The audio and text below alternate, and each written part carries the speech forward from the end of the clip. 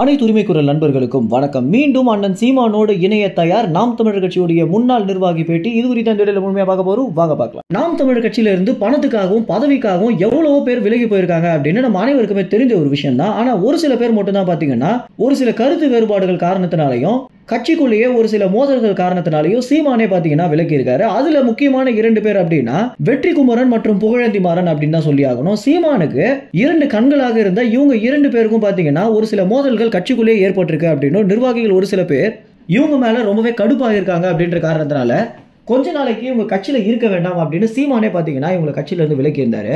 ஆரம்பத்துல இந்த ஒரு விஷயம் சாட்டை துரைமுருகனுக்கும் நடந்திருந்துச்சு அப்படின்னு நம்ம அனைவருக்குமே தெரிஞ்சிருக்கோம்.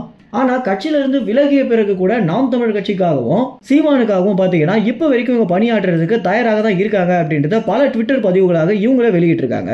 இதுல சாட்டை துரைமுருகன்லாம் கட்சியில இருந்து விலகிய ரொம்ப நாளுக்கு கூட பாத்தீங்கன்னா அவருடைய எல்லா வீடியோக்கள்லையுமே சீமானை குறித்தும் நாம் தமிழ் கட்சி குறித்தும் பல விஷயங்களை பகிர்ந்துட்டு தான் வந்திருந்தாரு. இந்த அளவுக்கு இந்த 3 பேருமே பார்த்தீங்கன்னா கட்சிக்கு ரொம்ப விசுவாசமாக தான் இருந்துட்டு இருந்தாங்க அப்படின்னு சொல்லணும்.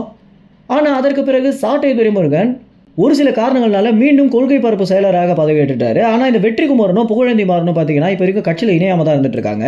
தற்போது நடந்திருக்கக்கூடிய இந்த மதுரை சம்பவத்தினால நாம் தமிழ் கட்சியில நாங்கள் இணையறதுக்கு தயாராக இருக்கோம். ஆனால் சீமான் அவர்கள் அனுமதி கொடுத்தாரு அப்படின்னா இப்போ கூட நாங்கள் இணையறதுக்கு நாங்கள் எந்தவித தயக்கமும் வந்து கட்சியில் இணைவோம் அப்படின்றத புகழேந்தி மாறனும் வெற்றிக்குமரனும் பார்த்தீங்கன்னா தன்னுடைய ட்விட்டர் பதிவுகளில் போட்டிருக்காங்க. இந்த மதுரை சம்பவம் அப்படின்றது நாம் தமிழ் கட்சியில் இருக்கக்கூடிய ஒவ்வொரு நிர்வாகிகளுமே அச்சுறுத்தக்கூடிய விஷயமாகவே இருந்துட்டு இருக்கு. இது குறித்து சீமான் மதுரைக்கே போயிட்டு அந்த இடத்துல பார்வையிட போறாரு அப்படின்னு தான் தகவல் வெளியாகி இருக்கு.